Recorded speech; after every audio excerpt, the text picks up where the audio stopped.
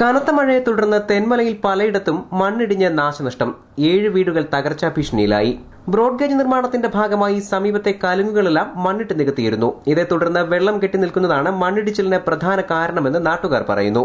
ഇത് കെട്ടണമെങ്കിൽ തന്നെ 50,000 രൂപയെങ്കിലും ഇതിനകത്ത് മുടക്കണം. അത് ഹൈവേക്കാർ ഇത് സമ്മതിക്കുമെന്ന് തന്നെ അറിയാൻ വയ്യ. ആ ഒരു അവസ്ഥയിലാണ് ഇപ്പം ഞങ്ങൾ വളരെ ദുസ്സഹമായ സാഹചര്യത്തിലാണ് ഞങ്ങളിപ്പം ഇവിടെ കഴിഞ്ഞു പോകുന്നത്.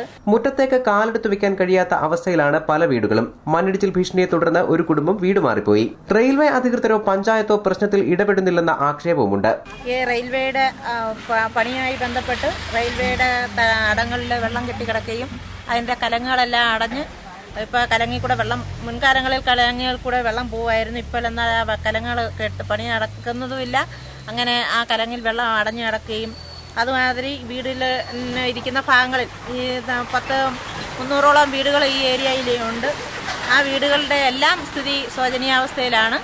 വളരെ താമസിക്കാതെ തന്നെ വീടുകളെല്ലാം നിലംപൊത്തുന്ന അവസ്ഥയിലേക്ക് ഇപ്പോൾ 1-2 വീടുകൾ ഇങ്ങനെ ഇടിഞ്ഞുകൊണ്ടേയിരിക്കുന്നു. 1992 ഉരുൾപൊട്ടിയ സ്ഥലമാണിത്. ഔദ്യോഗിക സ്ഥിരീകരണമില്ലെങ്കിലും പ്രദേശത്ത് വീണ്ടും ഉരുൾപൊട്ടാൻ സാധ്യതയുണ്ടെന്ന ഭീതിയിലുമാണ് നാട്ടുകാർ. റെയിൽവേയുടെ മേളിൽ കട്ടിങ് എടുക്കുന്നതുകൊണ്ട് വെള്ളം കെട്ടിക്കിടക്കുന്നതുകൊണ്ടും വെള്ളമില്ലാത്തതുകൊണ്ടും വെള്ളം കെട്ടി അങ്ങനെ ഉരുള് പൊട്ടാനുള്ള സാധ്യതയുണ്ട്. തൊട്ടടുത്തുള്ള വീട് ഇതുപോലെ ഇടിഞ്ഞു കിടക്കുകയാണ്. 92 ഇതുപോലെ വെള്ളപ്പൊക്കം 4 കുടുംബങ്ങൾ ഒരു കുടുംബം മൊത്തത്തിൽ 4 പേര് മരിക്കുകയും എല്ലാം ചെയ്തതാണ്.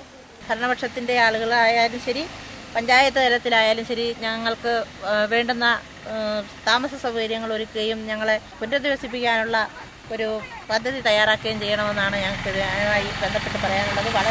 News bureau, Thenmala.